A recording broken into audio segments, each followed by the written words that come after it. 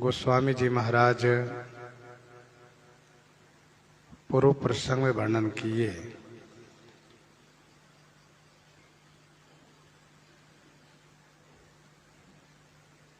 जनकपुर में सभी लोग अपने अपने सुकृत की सराहना कर रहे हैं।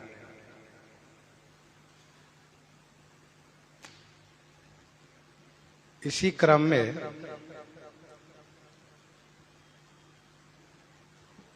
चर्चा यह शुरू हुई कि जैसे श्री राम लक्ष्मण जी की जोड़ी है, उसी प्रकार से महाराजा श्री चक्रवर्ती जी के साथ दो पुत्र हैं।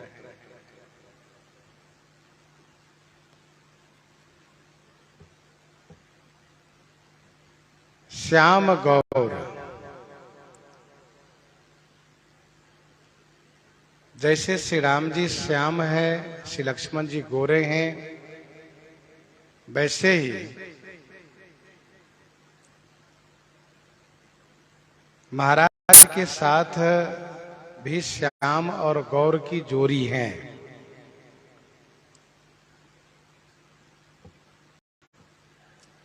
एक ने कहा कि मैंने आज दर्शन किया है, श्री भरत और श्री राम जी बिल्कुल एक जैसे हैं और श्री लक्ष्मण जी शत्रुघ्न जी एक जैसे हैं।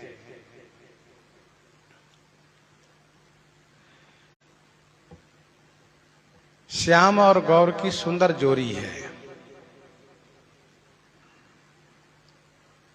मन में बड़े अच्छे लगते हैं, लेकिन मुख से कहे नहीं जा सकते।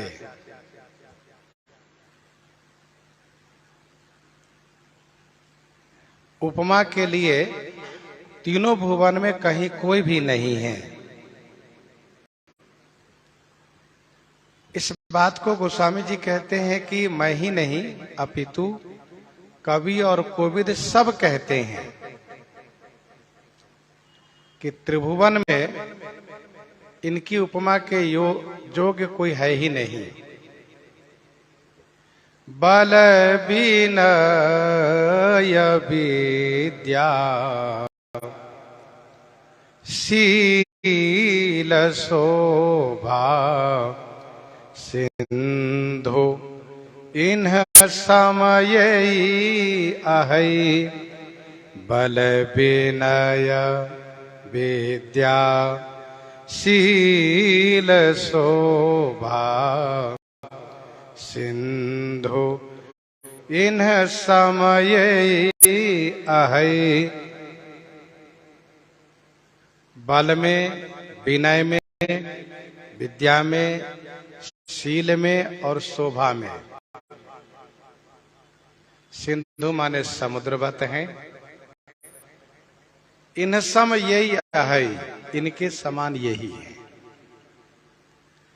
न तो बल में इनके जोड़ के कोई है, न विनम्रता में, न विद्या में, न शील में, न शोभा में।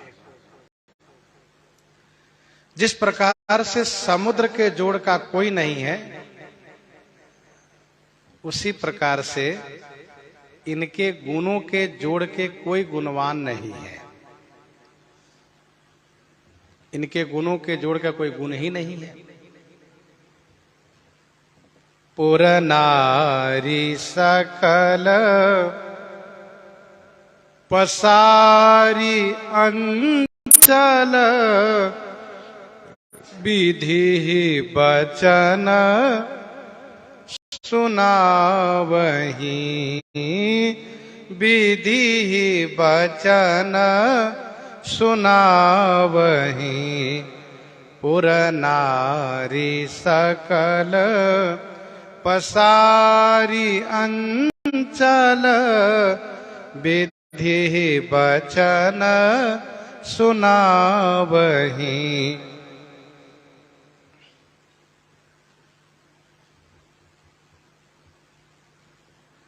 पुर की नारियां एक दो नहीं बल्कि सभी। अंचल पसारी, अंचल पसारी माने अपने आंचल फैला करके। विधि ही वचन सुनावही, विधि ही श्री ब्रह्मा जी को वचन सुना रही हैं, अर्थात श्री ब्रह्मा जी से मांग कर रही हैं, याचना कर रही हैं। पुर नारी सकल पसारी अंचल विधि ही वचन सुनावही।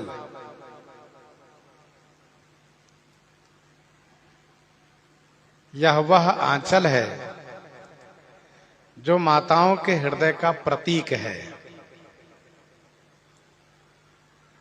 साड़ी का वह भाग जो सिर से होते हुए हृदय भाग को आवरण प्रदान करता है, जो ढकता है। यह आंचल माताओं के हृदय का प्रतीक होता है। यह आशीर्वाद आंचल में ही लेती हैं। प्रार्थना करती हैं तब भी आंचल ही हाथ में लेकर के प्रार्थना करती हैं।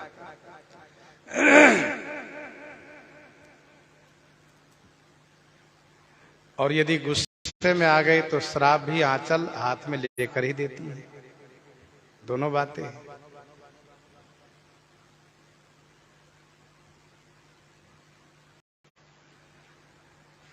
अंतरहित सुर आशिख देही, अंतरहित सुर आशिख देही, मुदित मातु अंचल भरी लेही,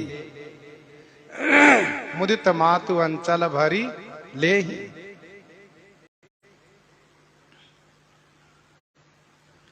रमा रमन पद बंदी बहोरी, बिन वही अंजुली अंचल जोरी, बिन वही अंजुली अंचल जोरी। चरण नाई सिर अंचल रोपा, सुनो बचन पिय परिहरी कोपा।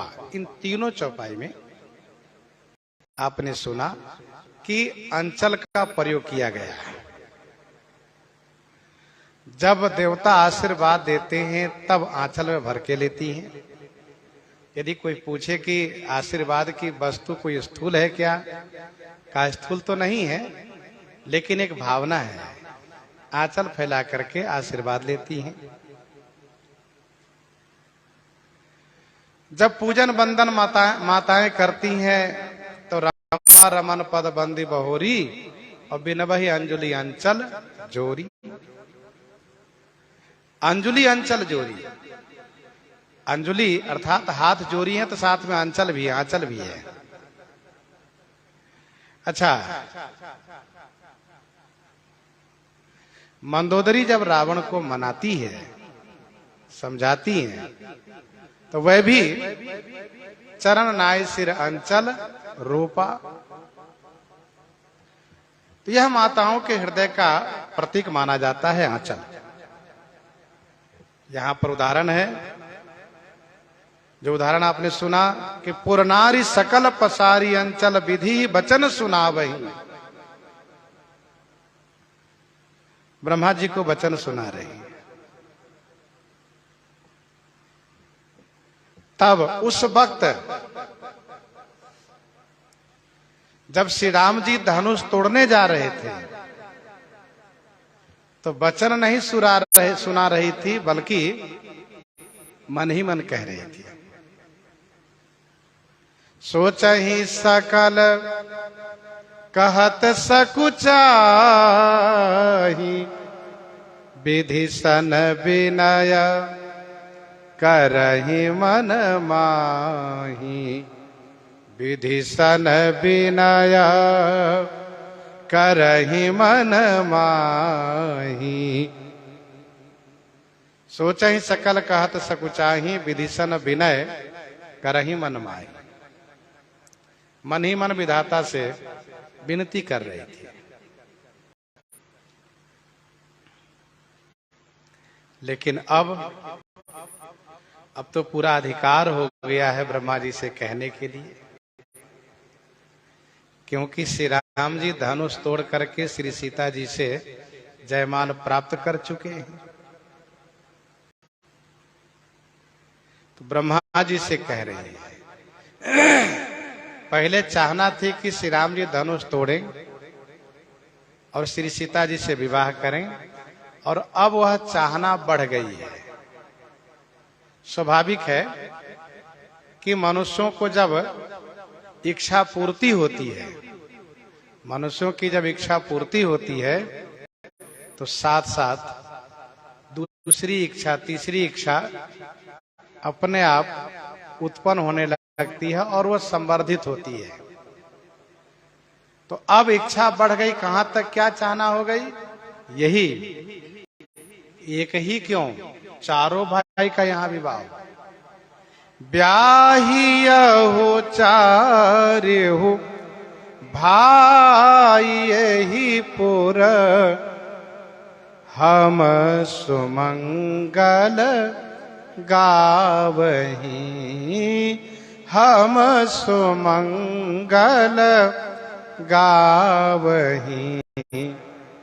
ब्याही यहु चारि हो भाई यही पुर, हम सुमंगल गावही। चारिहु भाई यही पुर ब्याहयहु। चारिहु भाई माने चारों भाई, यही पुर माने इसी पुर में ब्याहे जाए। चारों भाइयों का विवाह इसी पुर में हो, जनकपुर में हो। हम सुमंगल गावही, और फिर हम सुमंगल गायन करें, हम सुमंगल गायन करें।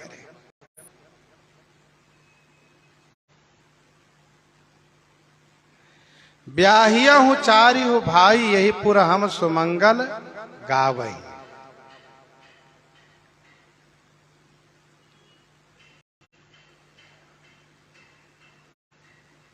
कहने का भाव यह है कि जनकपुर में निमि वंशी का बहुत बड़ा परिवार है, बहुत बड़ा परिवार है। तो इसी जनकपुर में ही चारों का विवाह हो। विवाह तो कहीं होगा ही, लेकिन हे विधाता,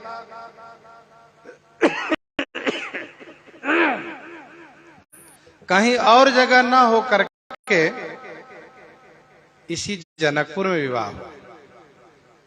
तो इससे आपको क्या मिलेगा, क्या लाभ होगा? कहा हम लोगों का सबसे बड़ा लाभ ये होगा कि हमें गीत गाने को मिलेगा। विवाह उत्सव में, विवाह में, मांगलिक कार्य में अड़ोस पड़ोस के महिलाओं को, माताओं को खुशी इसलिए होती है क्योंकि उनको गीत गाने को मिलता है। हम सुमंगल गावही, कहीं परस पर नारी, कहीं परस पर नारी। बार बिलोचन पुलक तन, सखी सब करब पुरारी। पुण्य पयो निधि भूप दो, कहीं परस पर नारी। बारी बिलोचन पुलक तन। परस्पर आपस में नारी कह रही है, और कहने में इनके बिलोचन में बारी है। बिलोचन माने नेत्रों में अश्रु है तथा शरीर पुलकित है। नारी के नेत्रों में अश्रु है, शरीर रोमांचित है। परस्पर आपस में कह रही हैं क्या? अरी सखी, पुरारी भगवान शिव सब कर देंगे, ऐसा कहा? हाँ, भगवान शिव ये सब कर देंगे। क्या कर देंगे? चारों भाई का विवाह यहीं करा देंगे।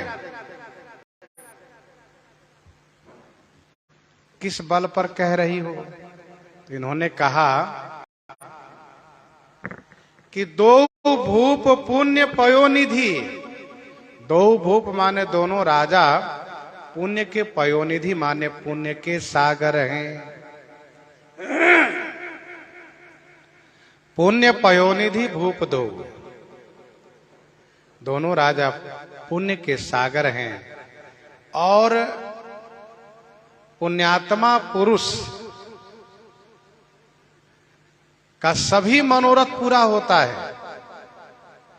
जैसे हम चाह रही हैं, क्या दोनों महाराज नहीं चाह रहे होंगे? अवश्य चाह रहे होंगे। और दोनों महाराज चाह रहे होंगे तो यह कार्य होगा। हमारा तो मन कहता है कि अवश्य पूरा होगा यह कार्य। चारों भाई का विवाह यही होगा, क्योंकि हम सब सकल सुकृत के राशि, हम सब भी पुण्य किए हैं, तभी तो यह लाभ हमें प्राप्त हो रहे हैं। सखी सब करब पुरारी, पुण्य पयो निधि भूप दो।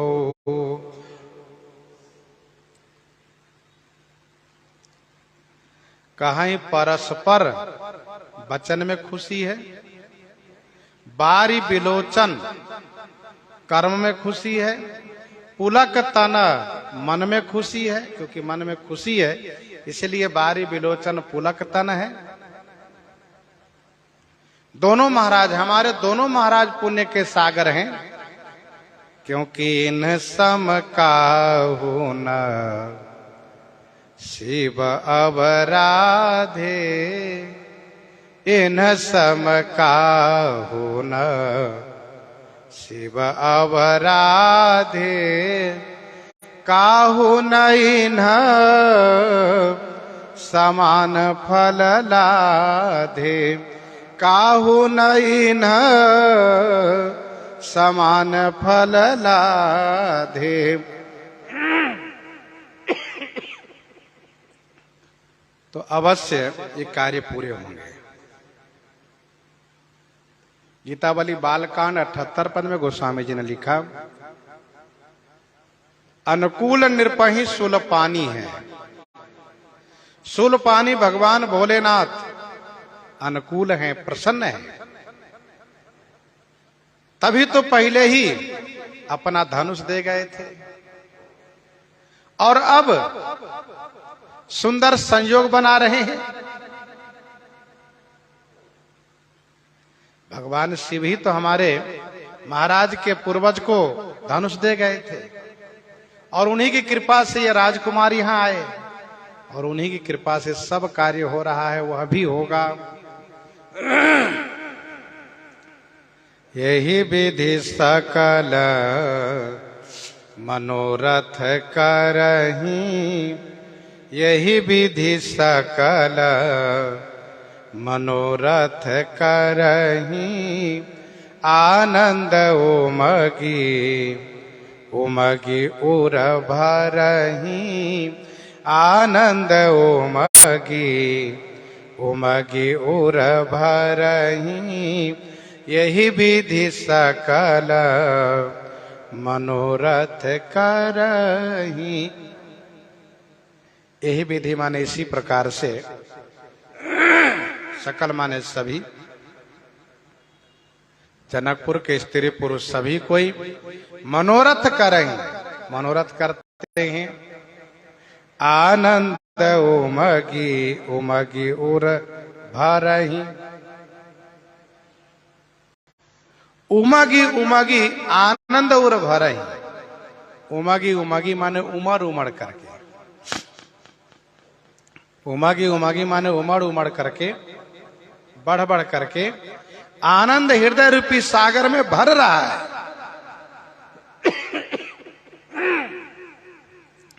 हृदय रूपी सागर में भर रहा है।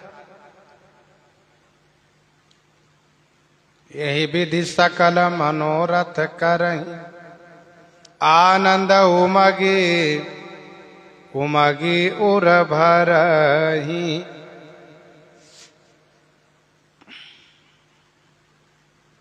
मनोरथ नदी है, आनंद जल है और हृदय ही समुद्र है। हृदय ही समुद्र है। यही विधि सकल मनोरथ करहि, आनंद उमगी उमगी उर भरहि।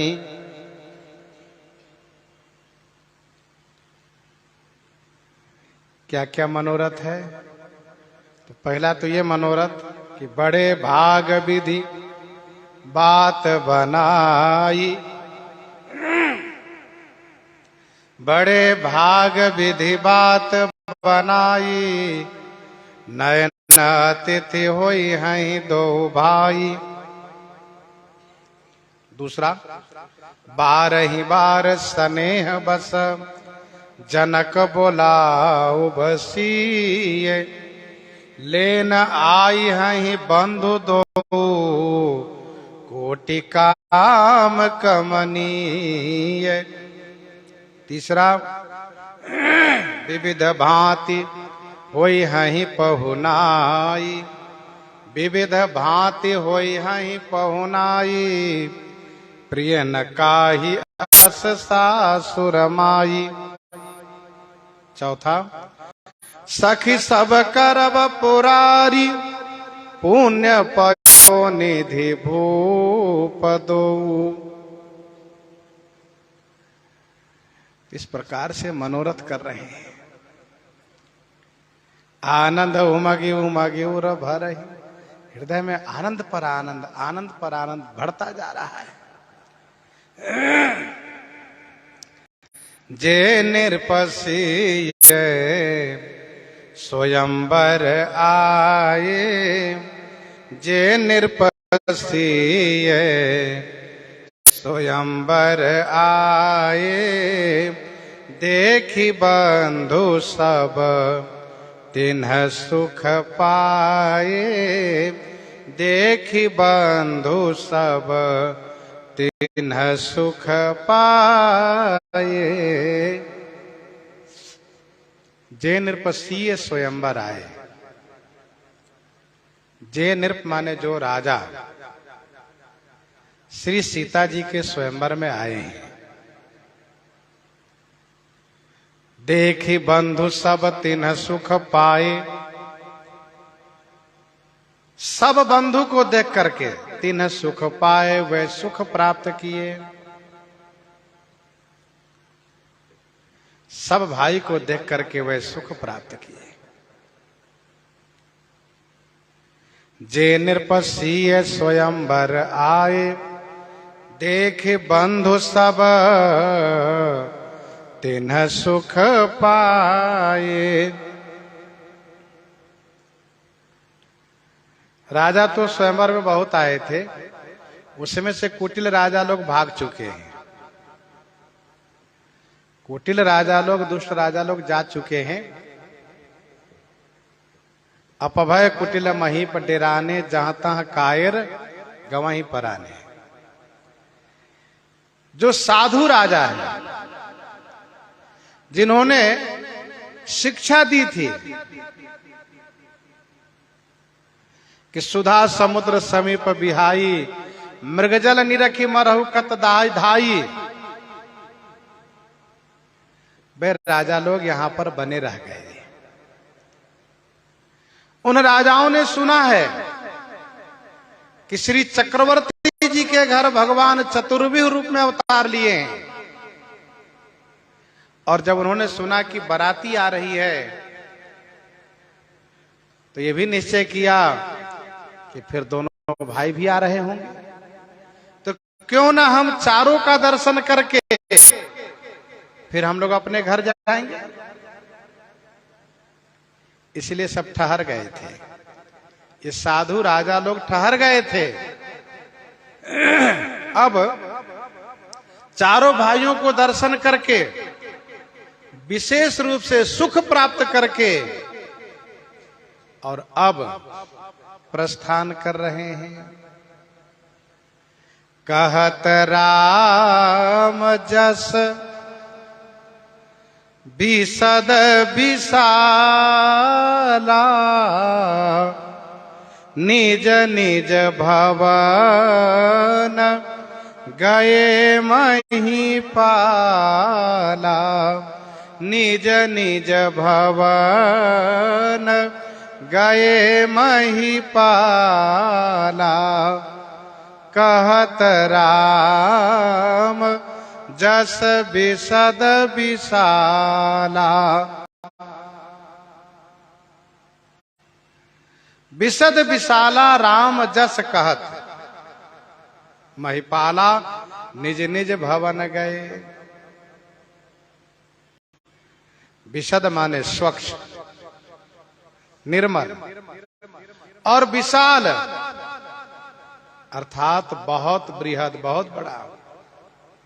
श्री राम जस कहते हुए सब राजा लोग अपने अपने भवन की ओर प्रस्थान किए। निज निज भवन गए महिपाला। भगवान श्री राम जी का जस निर्मल है, स्वच्छ है, क्योंकि जिनके जस प्रताप के आगे, जिनके जस प्रताप के आगे, शशि मलिन रवि शीतल लागे, शशि मलिन रवि शीतल लागे। जिनके जस प्रताप के आगे शशि मलिन रवि शीतल लागे।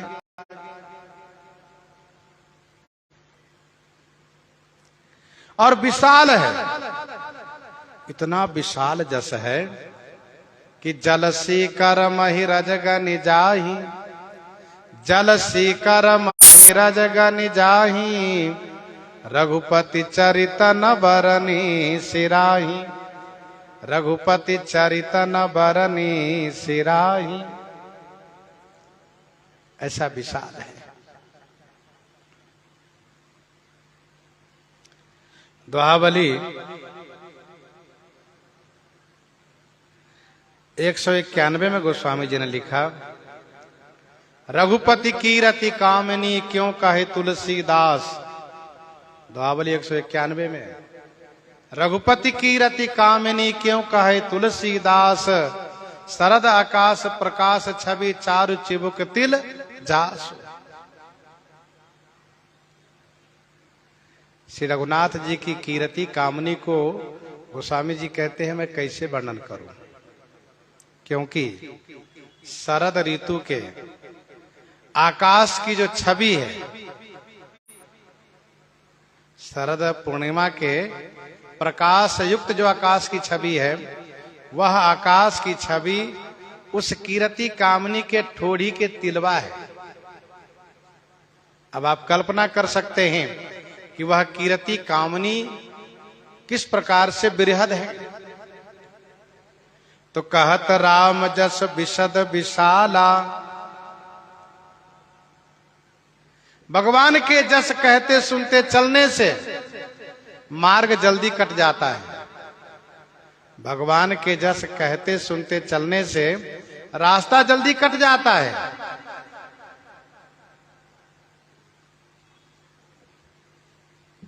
तथा विशेष आनंद प्राप्त होता है, मन प्रसन्न हो जाता है, क्योंकि वह समय सार्थक होता है।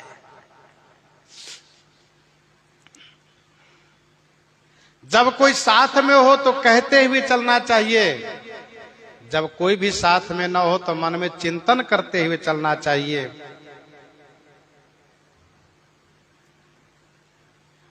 कहते हुए चलना चाहिए, जिसका उदाहरण पंथ कहत निज भगति अनूपा,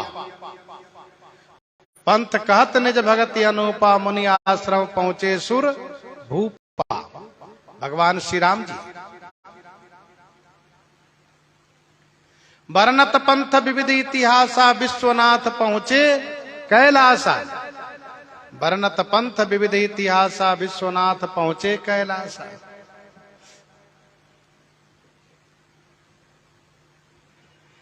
कहत राम जस लंका आए, सुख रावण तृण शीस तिन्ह नाए। तो कहत राम जस विशद विशाला, निज निज भवन गए महिपाला। गए बीति कछु दिन यही भांति।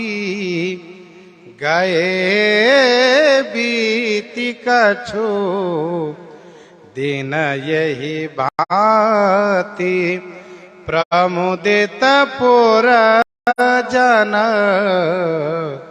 सकल बराती। प्रमुदित पुर जन सकल बराती। गए बीती कछु दिन यही भांति, प्रमुदित पुरजन सकल बराती। यही भांति माने इसी प्रकार से कुछ दिन बीत गए।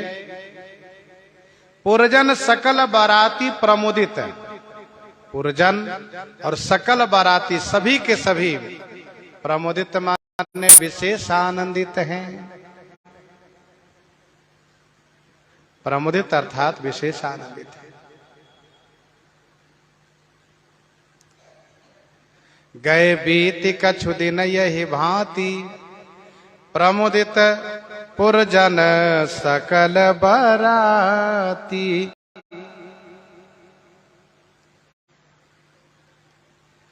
लगभग 1 महीने 7 दिन बीत गए, लेकिन लोगों को लगा कि कुछ दिन बीता है, क्योंकि सुख का समय पल के समान बीतता है और दुख का समय कल्प के समान बीतता है। मन प्रसन्न हो, मन खुश हो, मन के अनुकूल हो सब कार्य, तो समय पल के समान जाता है। मन के विपरीत सब हो रहा हो तो समय काटे कटता नहीं है। यहां पर पुरजन और सकल बराती अर्थात घराती बाराती सब प्रमुदित हैं, आनंदित हैं। इसीलिए 1 महीने 7 दिन बीत गए, कुछ ही दिन लगा। भगवान श्री राम जी का प्राकट्य हुआ, उनका अवतरण हुआ, तो गोस्वामी जी ने कहा, मास दिवस कर दिवस भा मर मन जाने कोई। मास दिवस कर दिवस भा मर मन जाने कोई। रथ समेत रवि था के वो निशा कवन विधि होई। 1 महीने का दिन हो गया, किसी को पता ही नहीं चला। अयोध्या वासियों का कहना है, अयोध्या वासियों का कहना है, उनका मानना है कि भगवान श्री राम जी के साथ यदि रहने का सौभाग्य प्राप्त हो तो 14 वर्ष बीतने में कोई समय नहीं लगेगा। सुख समेत संबत दोई साता, सुख समेत संबत दोई साता, पल सम हो ही न जनिह ही जाता। पल सम हो ही न जनिह ही जाता।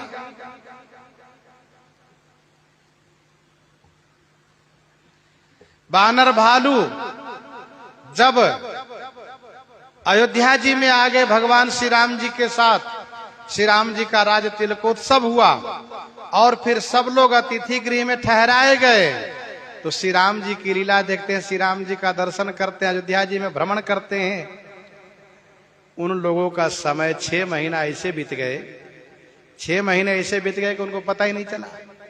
जात न जाने दिवस तिन्हा गए, मास खट बीती। विसरे गृह सपने सुदिना ही, जिमि परद्रोह संत मन माही। तो सुख का समय बहुत जल्दी बीतता है। नित नूतन मंगलपुर माही, नित नूतन मंगल पुरमाही निमिष सरिस दिन जामिनी जाही। नित नूतन मंगल पुरमाही निमिष सरिस दिन जामिनी जाही। जनकपुर में विवाहोपरांत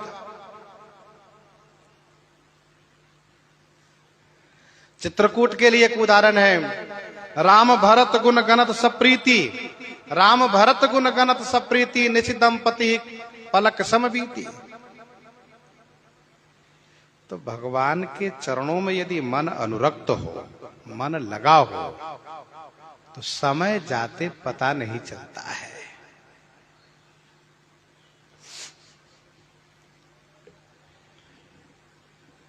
विभिन्न रामायणों में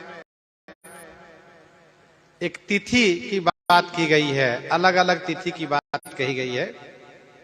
इसीलिए गोस्वामी जी किसी तिथि पर निश्चय नहीं किए। अग्निवेश रामायण के आधार पर हमारे गुरु जी महाराज सुनाया करते थे। आसीन कृष्ण पक्ष, आसीन कृष्ण पक्ष, आसीन अर्थात कुआर के महीना, कृष्ण पक्ष षष्ठी तिथि को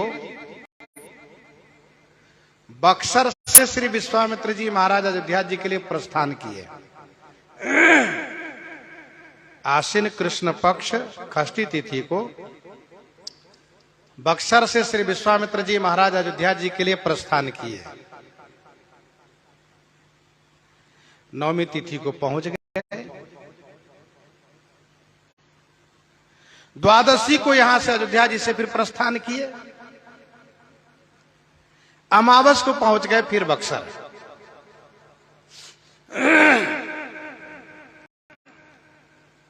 षष्ठी को बक्सर से चले, नवमी को अयोध्या पहुंचे, अयोध्या जी में 3 दिन रह करके द्वादशी को अयोध्या जी से चले, अमावस को पहुंच गए बक्सर।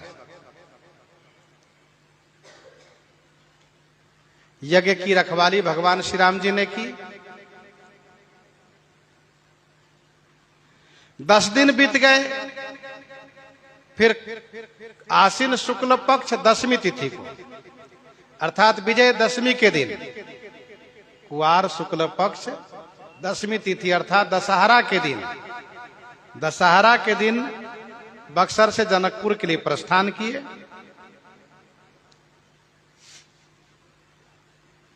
दशहरा को बक्सर से जनकपुर के लिए प्रस्थान किए। 3 दिन लगा। 13 को पहुंच गए जनकपुर। 13 को जनकपुर पहुंचे। 14 को, चतुर्दशी को 14 को पुष्पवाटिका का प्रसंग जो हुआ उसको वर्णन किया गया। 14 को फुलवारी की लीला है, पुष्पवाटिका की लीला है। और पूर्णिमा को रंगभूमि में श्री राम जी धनुष भंग किए। पूर्णिमा को श्री राम जी रंगभूमि में धनुष को भंग किए।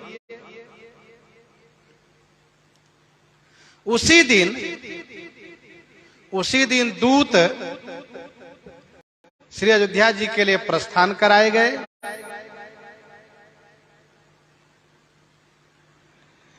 जनकपुर के दूत कार्तिक कृष्ण पक्ष चौथी तिथि को, कार्तिक कृष्ण पक्ष चौथी तिथि को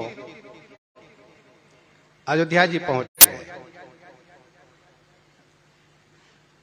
कार्तिक कृष्ण पक्ष चौथी तिथि को अयोध्या जी पहुंचे दूत। अष्टमी तिथि को बाराती यहां से प्रस्थान की है। अष्टमी तिथि को बाराती प्रस्थान की है। कार्तिक कृष्ण पक्ष 13 को, कार्तिक कृष्ण पक्ष 13 त्रयोदशी तिथि को बाराती जनकपुर पहुंच गई है। कार्तिक कृष्ण पक्ष 13 तिथि को।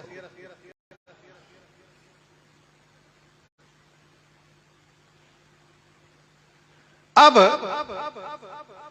तब से आप दिन जोड़िए, कार्तिक कृष्ण पक्ष 13, फिर 2 दिन आगे बढ़ा,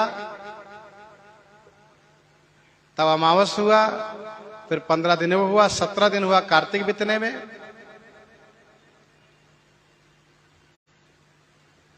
और 15 दिन अगहन कृष्ण पक्ष बीता, 22 दिन हुआ, और 5 दिन, क्योंकि अगहन शुक्ल पक्ष पंचमी को विवाह हुआ, तो 5 दिन वो, तो 22 5 27। इस प्रकार से दिन तिथि के बारे में अग्निवेश रामायण में वर्णन है।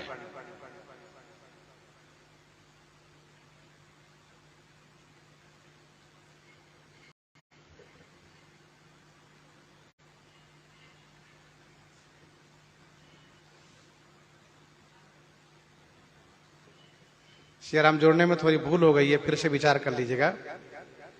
15 ये 30 तो यही हो गए, क्योंकि कार्तिक शुक्ल पक्ष का 15 दिन, अगहन कृष्ण पक्ष का 15 दिन, 30 दिन ये हो गए, और 13 कार्तिक कृष्ण पक्ष 13 को बारात पहुंची है, 2 दिन ये 32 दिन हुए, और 5 दिन वो,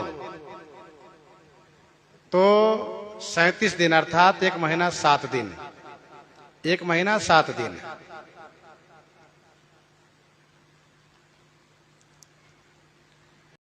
गए बीती कछु दिन यही भांति, प्रमुदित पुर जन सकल बराती, प्रमुदित पुर जन सकल बराती। गए बीती कछु दिन यही भांति, प्रमुदित पुरजन सकल बराती, 1 महीने 7 दिन बीत गए। इसके बाद फिर मंगल मूल लगन दिन आवा, मंगल मूल लगन दिन आवा, हिम ऋतु अगहन मास सुहावा, हिम ऋतु अगहन मास सुहावा। मंगल के मूल लगन का दिन आ गया, मंगल के मूल लगन के दिन आ गया, अर्थात मंगल के मूल विवाह का दिन आ गया। हिम ऋतु है, हिम ऋतु में 2 महीने होते हैं, अगहन और पूस। ये कौन से महीने हैं? कहा अगहन मास सुहावा, सुहावा माने सुंदर, अगहन मास है।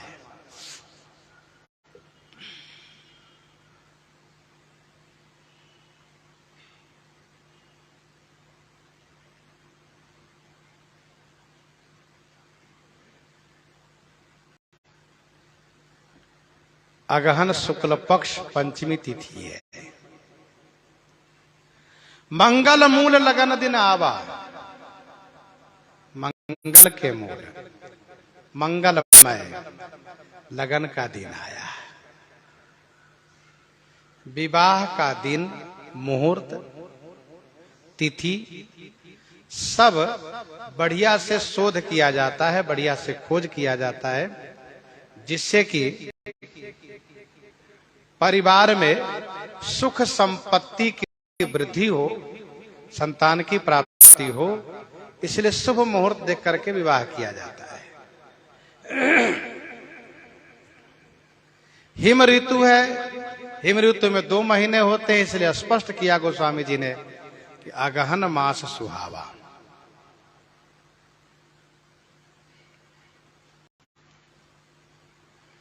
अगहन मास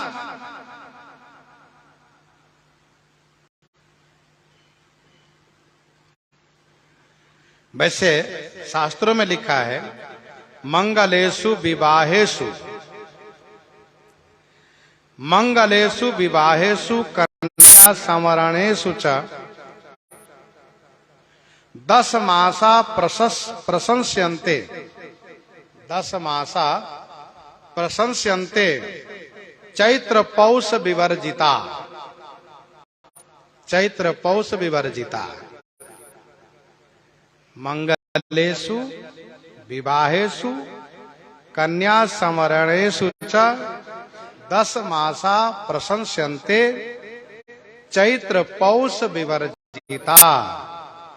अर्थात चैत और पौष में विवाह नहीं करना चाहिए, बाकी 10 महीने विवाह कर सकते हैं। ये इस श्लोक में लिखा है। यद्यपि कुछ लोग कहते हैं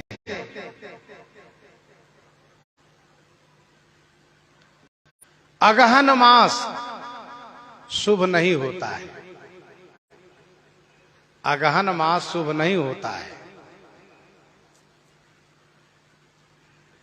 फिर कुछ संतों ने यह कहा कि अगहन मास तब शुभ माने जाते थे, लेकिन श्री सीता जी को सुख प्राप्त नहीं हुआ, इसलिए अगहन मास को मध्यम कर दिया गया। श्रेष्ठ नहीं है, मध्यम है। तीसरे संतों ने यह कहा कि विवाह में शुभ मुहूर्त देखा जाता है, परिवार में सुख संपत्ति हो, संतान की प्राप्ति हो। रही बात जीवन में दुख सुख, तो उसके प्रारब्ध के अनुसार प्राप्त होता है। और फिर भगवान श्री राम जी का अवतरण भूभार हरणार्थ हुआ है। इसलिए यह कहना कि अगहन में विवाह होने से उनको सुख नहीं हुआ, ये बहुत उचित नहीं है।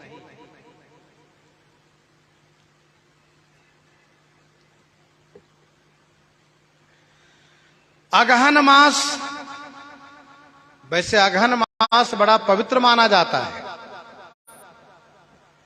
पूर्व काल में अगहन को अग्रहायन कहा जाता था। अगहन को अग्रहायन अर्थात महीना, वर्ष में पहला महीना माना जाता था, इसको अग्रहायन कहा जाता था। भगवान श्री कृष्णचंद्र जी गीता में जब अपनी विभूति का वर्णन करते हैं तो अगहन की ही बड़ाई करते हैं। मासा नाम मार्ग शीर्षोहम, किसी और महीने के बारे में उन्होंने नहीं कहा। 10वें अध्याय के 35वां श्लोक में मासा नाम मार्ग शीर्षोहम, और मार्ग शीर्ष अगहन को ही कहा जाता है।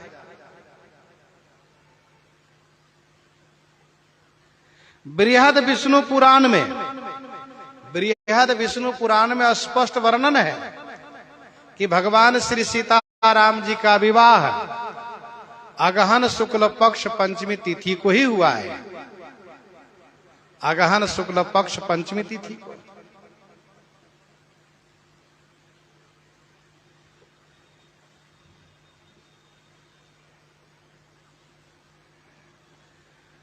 तो मंगल मूल लगन दिन आवा, हिम ऋतु अगहन मास सुहावा।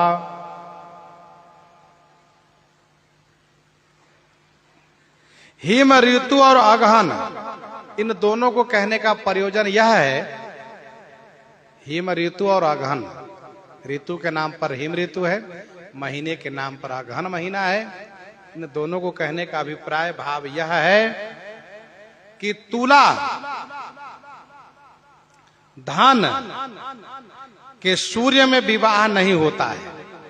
तुला, तुला राशि धन राशि, तुला धन के सूर्य में विवाह नहीं होता है। वृश्चिक के सूर्य में विवाह होता है। वृश्चिक राशि में सूर्य हो तब विवाह होता है।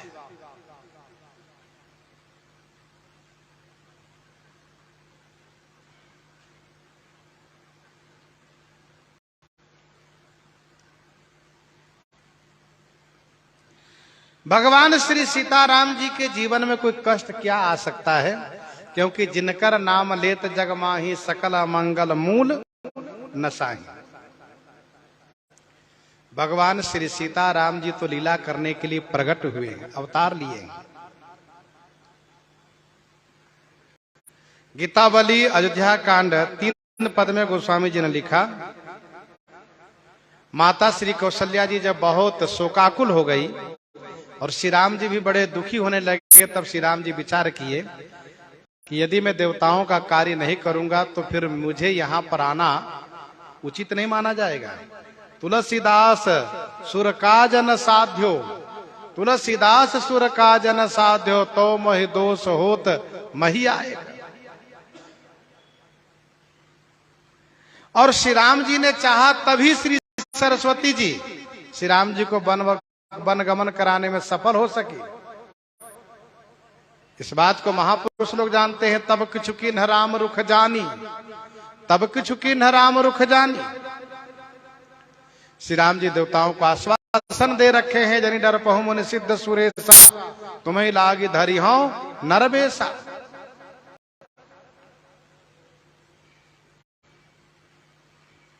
यह कहना कि अघन में विवाह होने से दुख हुआ युक्ति संगत नहीं है। मंगल मूल लगन दिन आबा, हिम ऋतु अगहन ससुहावा, ग्रह तिथि नखत जोग बरबारो, लगन सोधि विधि किन्ह विचारो, लगन सोधि विधि किन्ह विचारो।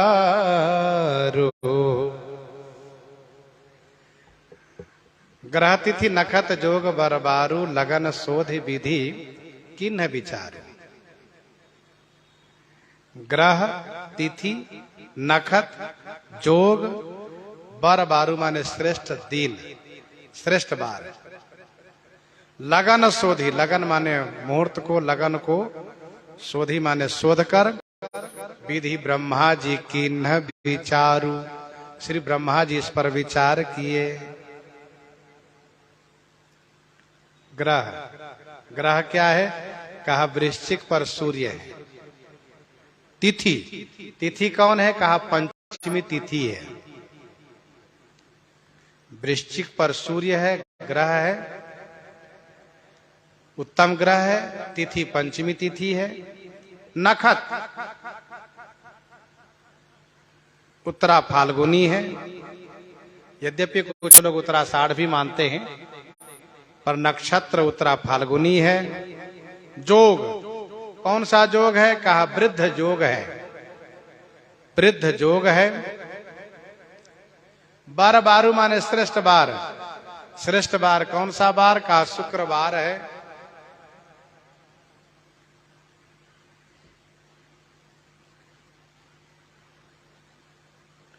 लगन, कर्क अथवा मीन लगन है, कर्क अथवा मीन लगन है। श्री ब्रह्मा जी महाराज स्वयं भगवान श्री सीताराम जी के विवाह मुहूर्त पर चिंतन कर रहे हैं, और श्री ब्रह्मा जी ने ही इस शुभ मुहूर्त को शोध किया है, खोज किया है, और इस पर पुनः विचार किए हैं। कहने का भाव यह है कि विवाह आदि के मुहूर्त पर पुनः पुनः विचार कर लेना चाहिए। लगन शोधि विधि की न विचारू, ब्रह्मा जी विचार किए, और जब मन संतुष्ट हो गया कि हाँ शुभ मुहूर्त है, अगहन शुक्ल पक्ष पंचमी तिथि शुक्रवार को विवाह होना चाहिए, क्योंकि वृद्ध योग है और वृश्चिक पर सूर्य है, कर्क व मीन लगन है, तो तुरंत विवाह की पत्रिका लिख करके पठई दीन्हि नारद सन सोई गनी जनक के गन कन जोई गनी जनक के गन कन जोई पठई दीन्हि नारद सन सोई सोई नारद सन पठई दीन्हि सोई माने वही लगन पत्रिका नारद सन पठई दीन नारद जी से भेज दिए। देवर्षि नारद जी महाराज उस लगन पत्रिका को लेकर के महाराजा श्री जनक जी की सभा में जनक जी को दिए। इधर जनकपुर के विद्वान ब्राह्मण ज्योतिषाचार्यों ने ज्योतिष शास्त्र के विद्वानों ने सभी एक मत होकर के शुभ मुहूर्त विचार किए हैं। गोस्वामी जी कहते हैं जनक के गणकन जोई गानी। श्री जनक जी महाराज के गणकन माने ज्योतिषियों ने जो गानी माने जो चिंतन किया है, जो विचार किया है, जो निश्चय किया है, जो तिथि मुहूर्त पर गणित लगाया है, गिनती किए हैं, दोनों मिलाया गया तो एक हुआ। इसका मतलब यह है कि ज्योतिष शास्त्र के द्वारा जो चिंतन जो विचार ब्रह्मलोक में होता है वही चिंतन वही विचार भूलोक में भी होता है। ज्योतिष शास्त्र का गणित एक है, चाहे वो ब्रह्मलोक में गणित लगाया जाए चाहे भूलोक में गणित लगाया जाए। गोस्वामी जी कहते हैं श्री ब्रह्मा जी ने नारद जी के हाथ से वह पत्र भेजा है, विवाह मुहूर्त का पत्र, लगन पत्रिका भेजी है, और यहां पर जनक जी महाराज के ज्योतिषियों ने वही मुहूर्त निकाला है। और जब श्री जनक जी की सभा में दोनों पढ़े गए तो सुनी सकल लोगन यह बाता सुनी सकल लोगन यह बाता कहि ज्योतिषी आही विधाता कहि ज्योतिषी आही विधाता। सकल लोगन यह बाता सुनी। सकल लोगन माने सभी लोगों ने यह बात सुनी तो सब कहने लगे आहा ये ज्योतिषी अपर विधाता। यहां के ज्योतिषी अपर माने और ही दूसरे ही विधाता है। सुनी सकल लोगन यह बात था कहीं। सभी लोगों ने यह बात सुन करके यह मुहूर्त सुन करके कहने लगे कि यहाँ के ज्योतिषी भी दूसरे विधाता है। कहीं ज्योतिषी अपर विधाता, वह अपर के जगह आही पाठ है, तो कहीं ज्योतिषी आही विधाता। सब लोग कहते अरे भैया ये ज्योतिषी जी भी विधाता हैं। आही माने हैं, ये ज्योतिषी जी भी विधाता हैं, ब्रह्मा जी हैं। फिर तो धेनु धूरी बेला विमल धेनु धूरी बेला विमल सकल सुमंगल मूल विप्रन कहेउ विदेह सन जानि सगुन अनुकूल जानि सगुन अनुकूल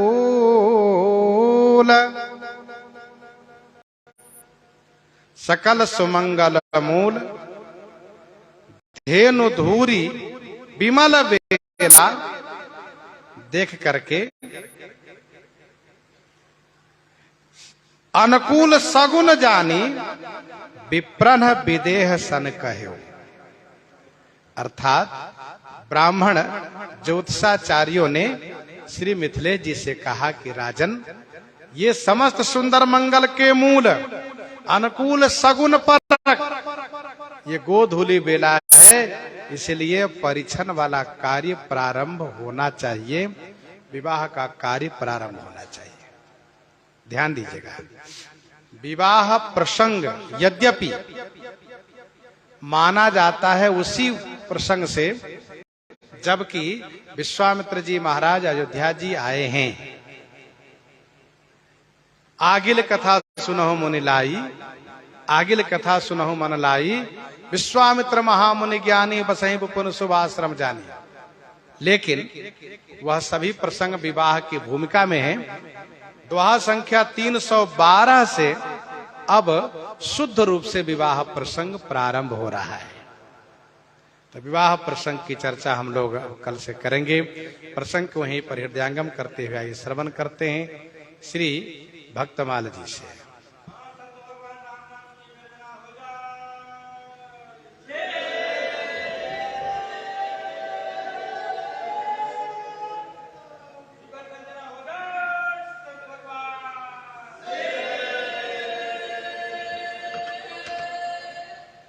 सभी लोग